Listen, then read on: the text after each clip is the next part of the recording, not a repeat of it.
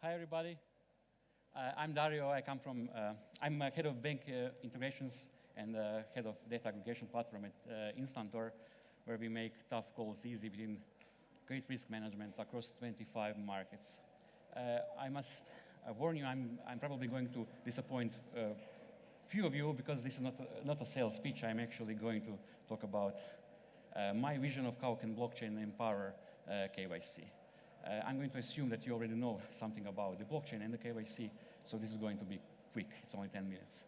So what is KYC? Of course, it's a regulatory requirement. It's standard banking practice to prevent financial fraud, money laundering, financing of the terrorism, and similar.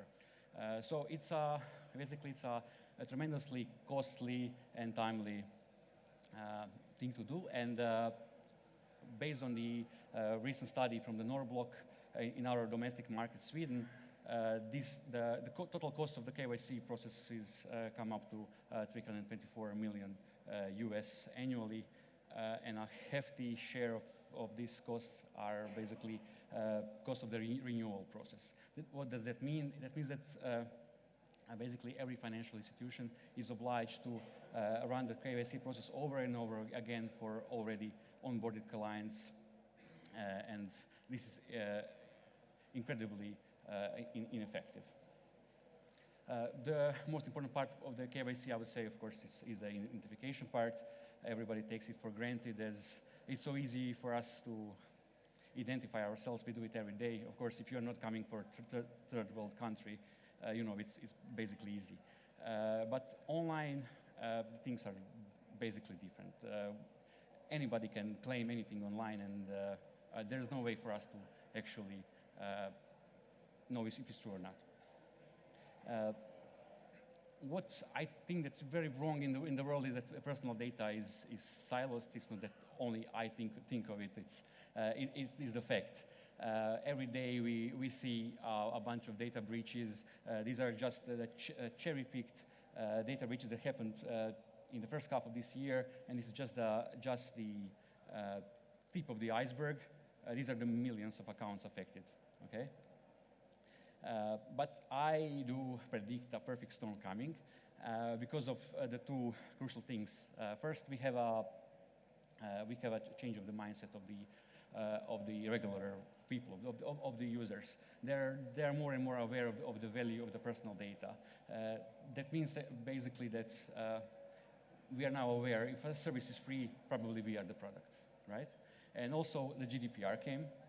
It's not the perfect regulation, I give you that, but for sure it's building awareness that personal information is not only our bureaucratic identity, it's basically everything that defines us as a person, all of the attributes such as our preferences, our biometrics, our medical data, our search preferences.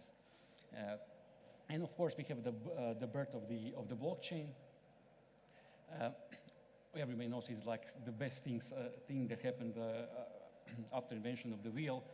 But in this context, is the concept of DIDs or decentralized identifiers, very boring stuff. But basically, it means that anybody can now issue digitally signed credentials, and anybody else can read it. The solution.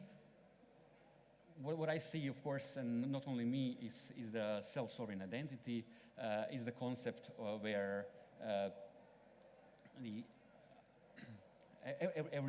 every person would have the power over their identity, meaning I will be able to store my data and to be able to share it with whoever I wish to give consent to revoke it or to expose only parts of my identity as a selected disclosure. There are a bunch of projects currently and big technological giants that are working on solutions for the self-sovereign identity, and they're working on the W3C standards for digital identity and these DIDs, which I mentioned. Parties in the new ecosystem would be a user, represented ideally with his mobile device, identity providers, identity requesters, and of course the blockchain. Why mobile device? Because it's the most personal device we have. It's protected by biometrics, by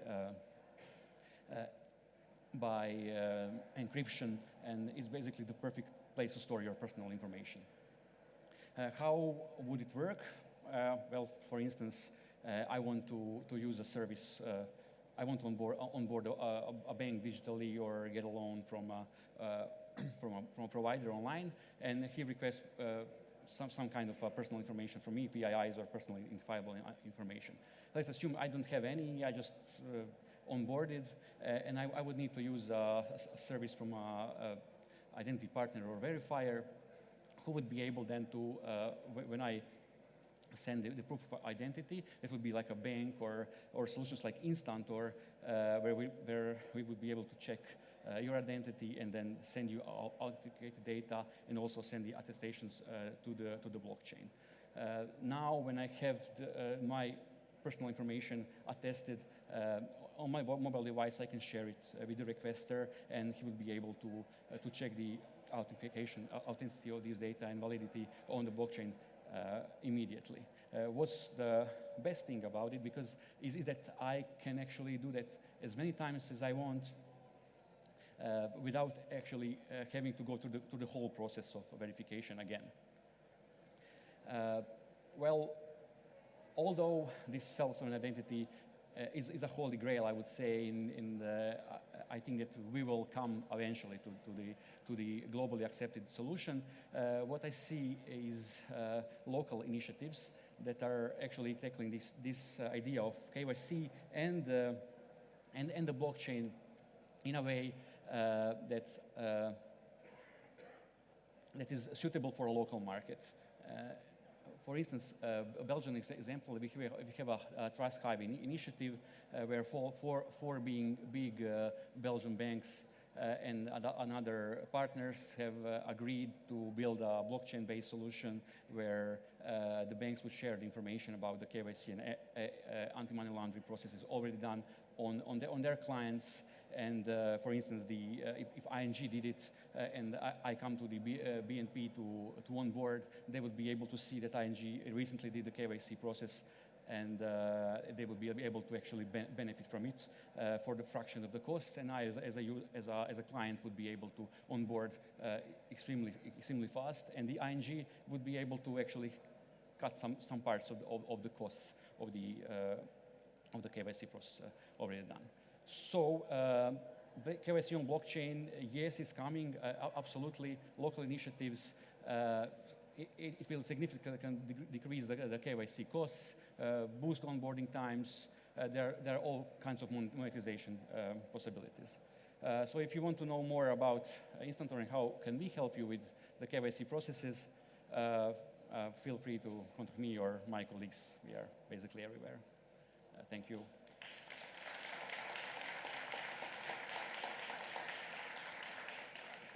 Any questions? Yes, please.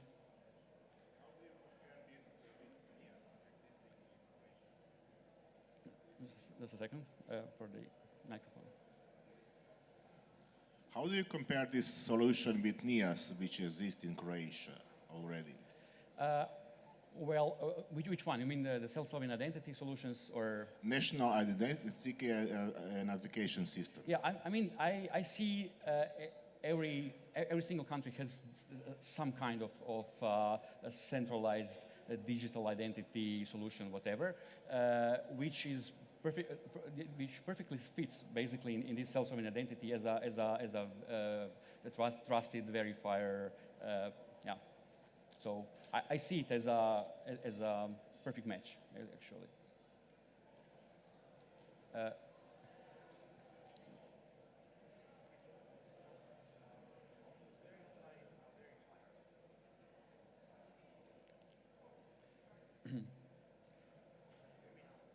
Okay, so how do you verify a verifier? A very good question. It's a part of the whole ecosystem. Of course, you cannot just say, okay, I'm a verifier. You have to be trusted trusted party in the system. There are different kinds of mechanisms to actually see how this verifier is, how strong is it. Anybody can be a part of the ecosystem, but not all verifiers would be trusted by third parties. This is the most important thing, because if a requester needs a strong verifier like government or a top tier 1 bank to verify my credentials, then of course I wouldn't be able to use the other verifiers that don't have this strong verification and that are not trusted. So this is just all about trust. But once signed, the credentials can be reused, and everybody can see who signed it, who was the verifier on the blockchain anytime. Yeah. Any more questions? Yeah, there's one question here. Thanks for the presentation. I have two-part question. I'm back here. Back here. Oh, okay. Somewhere there. Yeah, I have a two-part question. The lights. One part question is that can you establish the linkage between digital identity and KYC? The second part of my question is SSI, or self-sovereign identity. I'd like to understand as to how does that fit into the overall KYC system, because one is validation of identity and the other is providing the KYC from a regulatory framework perspective. Yeah, very, very good question. So KYC is a process. We cannot actually bypass it. I think that these solutions from the banks that we see in Belgium are going to actually tackle this particular problem, because it's basically a local jurisdiction, and the KYC process done on the local jurisdictions, and we can actually copy paste the same idea. But the self-sovereign identity is built on one important part is that we are the owners of the identity, but we are not the ones that are providing the KYC process. It's the third parties, and especially the requesters. They will still have to be the ones to go through the KYC process if it's not done before. But the information that the onboarding time would be much easier for me, because I would be able to share my information quickly. I know if you ever use the services online, especially getting a loan online, you have to go through the number of forms, which takes 30 minutes or more to fill in, and basically you would be able to do that with one click with a self-sovereign identity. If you would have this information already on your mobile phone, you can send it anywhere. As I said, KYC process is a process. It's a regulatory and legal requirement. Of course, some of the verifiers in the system could do the actual KYC process completely. So check against the sanction list and the PEP list, politically exposed person and such. So it could be also done. Any more questions? Okay, thank you guys.